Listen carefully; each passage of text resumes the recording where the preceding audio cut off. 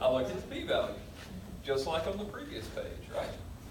When I wanted to talk about whether home runs were significant or not, I looked at doing a t-test to see, here was my t-value, here was my p-value. I rejected HO and said home run is significant. If I did the same thing for the doubles case though, notice the p-value on doubles is 0.113.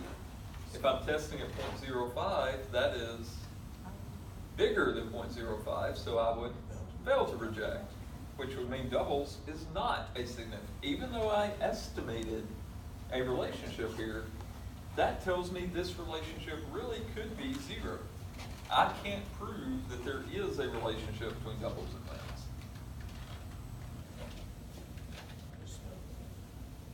Yeah.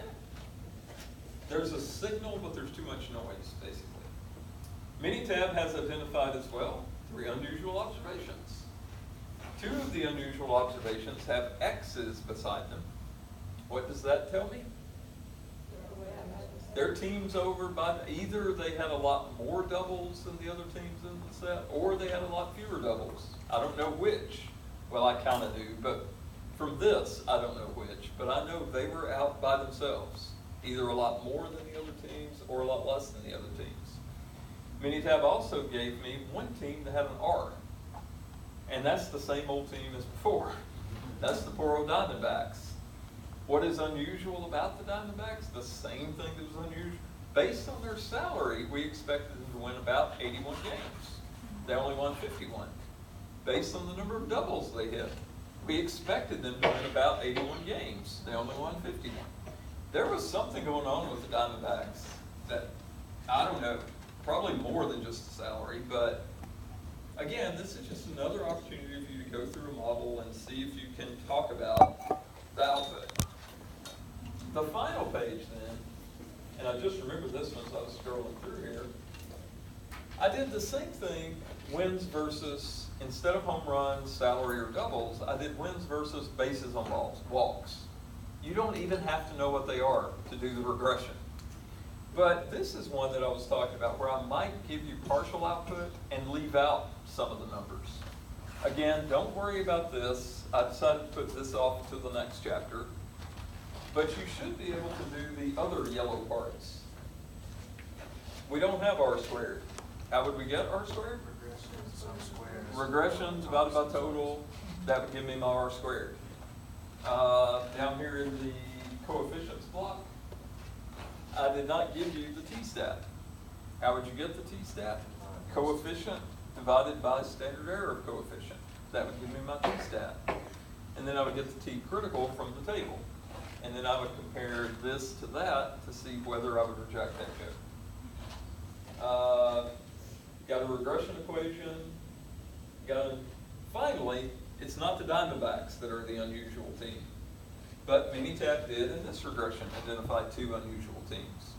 One was unusual in the number of walks they had. They either had a lot more or a lot fewer walks than the other teams.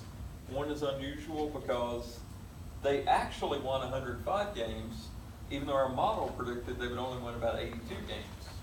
So this is a team that overproduced. They won a lot more games than we predicted based on how many walks they drew. That was the beloved St. Louis Cardinals, by the way. So anyway, I think if you'll open up that Minitab worksheet and try to replicate these 3 regressions, or the first 2 anyway, this third one, see if you can fill in the yellow stuff and, interpret and talk about that. If you can work through these regressions, understanding what the numbers mean, how to predict and do all that stuff, and fill in the yellow, I think you're going to be perfectly fine with regression stuff. The only other thing, and usually when I get this test, actually first let me go back to Blackboard because Beth asked about this.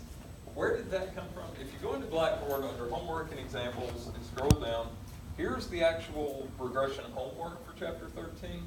The next thing in Blackboard is this Baseball 2004 example, which is exactly what we were using tonight. There's the worksheet for it. There's the PDF that I've been talking about.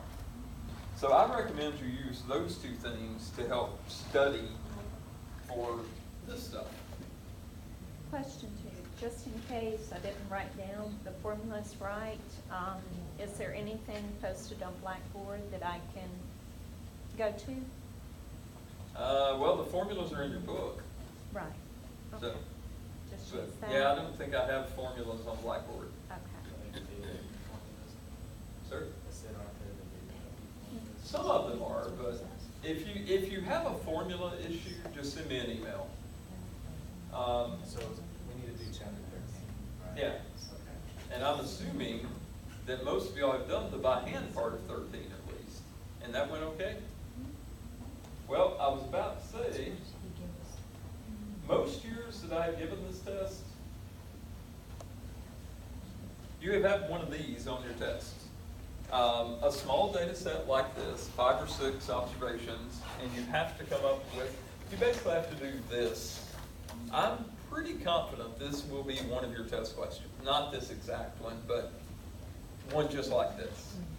Then I will also give you either one or maybe 2 that have some Minitab output, and you're supposed to do things with that Minitab output. So for regression, that's what I would expect. If I were you, that's what I would expect to see on the test. Something like this, and then 1 or 2 Minitab problems with maybe the entire output, maybe part of the output. Do you want us to do the whole 7 steps in Minitab printout? Well, the same kind of issue that we were talking about here. Yeah. The I don't step. really care that you do all 7 steps when you're doing Let me look at the question. doing a test. I do want to see HOHA, your test statistic, your critical value or p-value. You know, the meat of it I need, but I don't really care if you do all 7 steps anymore. In fact, after we get through this, we're going to start doing what Dr. Payne calls, and I think I don't know that he's trademarked this phrase or anything, but he told me a few years ago, last time he taught stats too, he came up with this term, by the time we get to this part of the semester,